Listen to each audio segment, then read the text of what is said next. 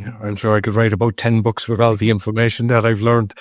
I mean, like one was real estate. I had a lot of real estate. Oh, okay. And I put syndicates together. I was doing very well. And what happened, like some of the people that were in the syndicates, they were worth like 10, 20 million, that were from Ireland. And when the crash happened, it took a bit of a while to come across the pond. It was like kind of 2008.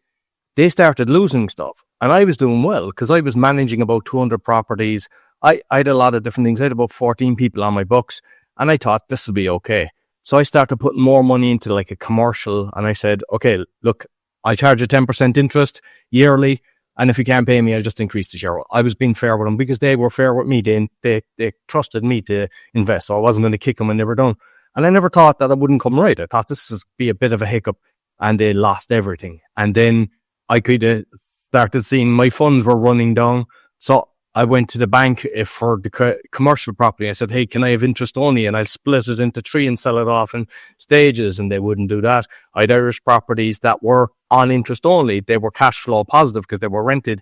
And then the banks changed that. So what happened is most people wouldn't know it unless you were kind of caught in the storm. But basically, if you had a pulse, they were throwing money at people. And then they just turned off the tap. So for example, I knew a guy, he's a professor. His wife was a solicitor. They already had one property. They were going to buy another one. They had a 50% down payment. They couldn't get a loan. So when it went from one extreme to the other, so everything then kind of came down. And what happened, and this is probably a lesson for some people, usually when you're in a limited liability company, you kind of wash your hands and kind of move on. Or like what your previous guest, because I was listening to the NFL player, sometimes people go through bankruptcy and stuff like that. What happened with me is I was the principal, like the president of all these different companies. Yes. And in Poland, you're personally liable, and nobody had told me that. The solicitor didn't tell me that. The accountant didn't tell me that. So I was personally liable for about €5 million. Wow. Then I had to fight that. And through that, then I had a load of court cases.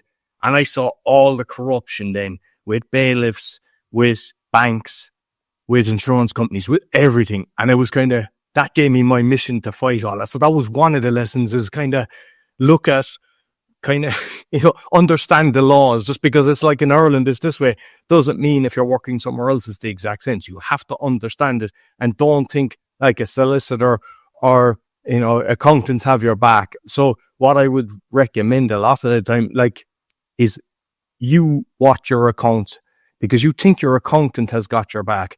And unfortunately, I think a lot of them are kind of like they're bookkeepers or they're compliant, and they don't really look at reducing your tax bill. Mm-hmm. I'll give an example. When I had I had one company in Ireland for the Polish property and another one in Poland. And basically I got a tax bill. So I went into the accountants who were auditors in Ireland, and I had read a book, Tax Magic. It was written by a guy from the Revenue.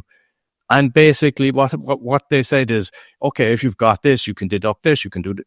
And I went in, it's like, can I do this? And I said, yes. And I got a tax rebate. And I have seen that so many times with accountants. I have to go, can I do this? Can I do that? They never come to you. So what I would say is don't delegate.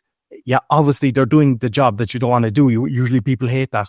But don't just kind of wash your hands and put it away. Understand everything.